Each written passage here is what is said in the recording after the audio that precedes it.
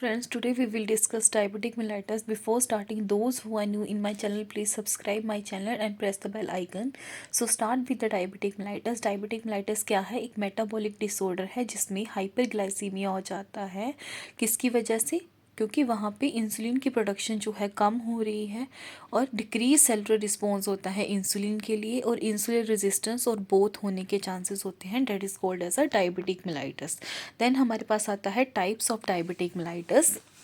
हमारे पास type 1 diabetic mellitus है और टाइप 2 डायबिटिक मेलाइटस है। टाइप 1 डायबिटिक मेलाइटस में क्या होता है? इंसुलिन की प्रोडक्शन कम हो जाती है जिसमें इंसुलिन की डेफिशिएंसी होती है, और इसमें आता है हमारा इंसुलिन डिपेंडेंट डायबिटिक मेलाइटस। इसमें इंसुलिन जो है वो डिपेंडेंट होती है डायबिटिक मेलाइटस। जो डायबिटिक पेशेंट्स होते हैं उनको इंसुलिन पे ही डिपेंड होते हैं वो। और ये कौन सी एज में होता है? Less than 30 years of age में, जिसको हम जुवेनाइल डायबिटिक मेलाइटस भी बोलते हैं। इसकी अकरेंसेस जो है 5 से लेकर 10% ही पेशेंट्स में होता है। ट्रीटमेंट में हम इसमें इंसुलिन थेरेपी देंगे। कॉम्प्लिकेशन में डायबिटिक कीटोएसिडोसिस होने के चांसेस रहते हैं पेशेंट में।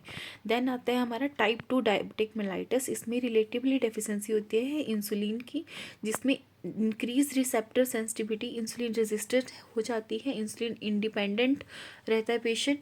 डायबिटिक मेलाइटस जो है इसमें इंसुलिन डिपेंडेंट डायबिटिक मेलाइटस ये मोर देन 30 ईयर्स एज में होता है, और इसमें एडल्ट ओनसेट डायबिटिक मेलाइटस है। अक्रेंसेस इसकी 90 to 95% पेशेंट्स में रहती है। ट्रीटमेंट में क्या देंगे हम? इसमें ओरल हाइपोग्लाइसीमिया एजेंट देंगे, एक्सरसाइज करने को बोलेंगे और डाइट लेने को बोलेंगे पेशेंट को, ठीक है। और इसमें हमारा आता है hyperglycaemic hyper osmolarity non ketotic syndrome होने के चांसेस रहते हैं। ये आता है हमारे कॉम्प्लिकेशन में, दैट इज़ HHNKS। देन आता है हमारा जेस्टेशनल डायबिटिक मेलाइटस। ये होता है हमारी प्रेगनेंसी के टाइम पे, 24 to 28 वीक ऑफ प्रेगनेंसी के टाइम पे। सेकेंडरी डायबिटिक मेलाइटस जो है कुशिंग डिसीज़ है, जिसमें कोर्टिसोल का लेवल जो है वो बढ़ जाता है, और क्रियोमोसाइमा जिसमें इंक्रीज़ हो जाता है एपिनेफ्रिन का लेवल, जिसमें ग्लूकोज का लेवल जो क्या इंडिकेट करते हैं हमारे increase in the glucose level. Then आता है हमारा हाइपरग्लाइसीमिया। हाइपरग्लाइसीमिया में हमारा cortisol, glucagon, epinephrine growth hormones आते हैं। रिस्क फैक्टर्स में क्या क्या चीज़ें आएंगी? हेरिडेटरी हो सकता है, ओबिसिटी की वजह से, स्ट्रेस की वजह से, सेडेंटरी लाइफस्टाइल की वजह से, सेकेंडरी डायबिटिक मेलाइटस की वजह से।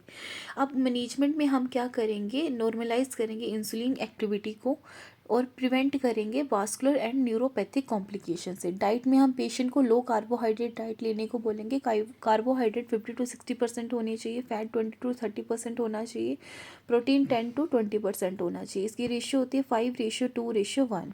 Then avoid of high glycaemic index food, जैसे पोटैटो अवॉइड करने को बोलना है, मिल्क, लीची, आइसक्रीम एक्सेट्रा, और rice. Distribution food evenly through the day 3 to 4 times and adding snacks in between them. Patient को बोलना है स्मॉल एंड फ्रीक्वेंट डाइट लेनी है 3 or 4 times and adding snacks in between them. ये क्या करता है? हाइपोग्लाइसीमिया की रिस्क को प्रिवेंट कर सकता है। देन आता है एक्सरसाइज में हम इंक्रीज सर्कुलेशन। एक्सरसाइज करेगा पेशेंट तो सर्कुलेशन इंक्रीज होगी, ठीक है। डिक्रीज रिस्क होगा कार्डियक कॉम्प्लिकेशन होने का, decrease blood glucose level and increase receptor sensitivity, ठीक है। सेफेस्ट एक्सरसाइज क्या है इसमें? Walking and swing. That's all. Thank you.